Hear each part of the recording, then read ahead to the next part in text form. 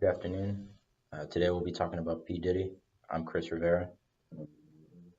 So to start us off, who P. Diddy was, his real name is Sean John Combs. Just a brief glance at him, he was born November 4th, 1969, making him 48 years old. And he was born in New York City, New York, specifically Harlem, which we know for the Harlem Renaissance, and just a place of big culture where a lot of people came up from in the hip hop community specifically. So we want to focus this video on his wealth. As some may know, he is worth, as of right now, $825 million, which puts him at second place, just behind Jay-Z, who just recently passed him with just over 900 million. And we want to focus on how he acquired that wealth because not a lot of people know that outside of music, he's in a lot of other things. So to begin off, in 1998, as some may know, his brand Sean John was created, and it really took off when a billionaire investor by the name of Ron Burkle put 100 million into the brand.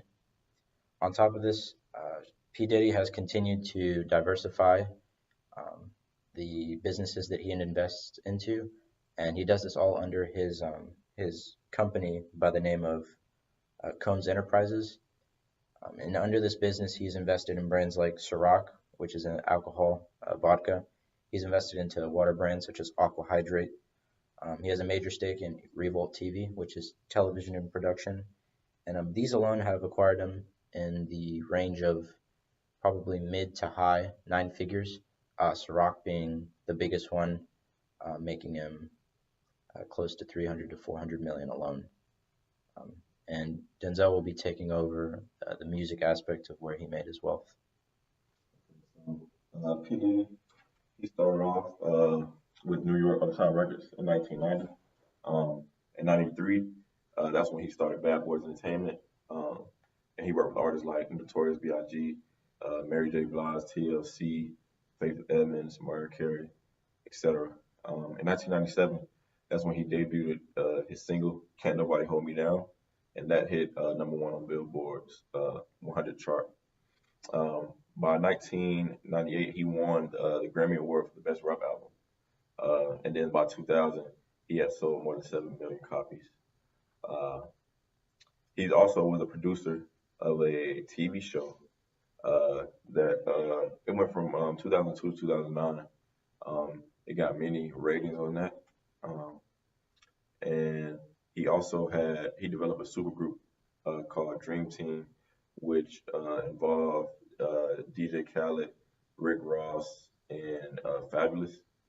And then April 2016, that's when he announced that after his last album on tour, that he would retire. And then shortly after that, he did retire from music, and he celebrated his 20th anniversary of the record label. And that will conclude the music career portion.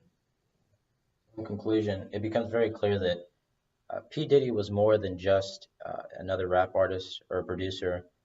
He was a businessman more than anything, and he knew that to acquire a large amount of wealth, he needed to be able to invest into companies that had a lot of potential. It becomes clear in the music industry with him signing people like Notorious Big. He had an eye for people and things that would grow to be very large. So that was definitely a talent of his. And this is definitely a growing trend. We see in artists like 50 Cent comes to mind, someone who recently sold Smart Water um, for millions and millions. And we see it again in other artists as well, realizing that in order to last long term, you have to be able to invest your money, not just into music, but in other venture capitalist um, places as well. Thank you.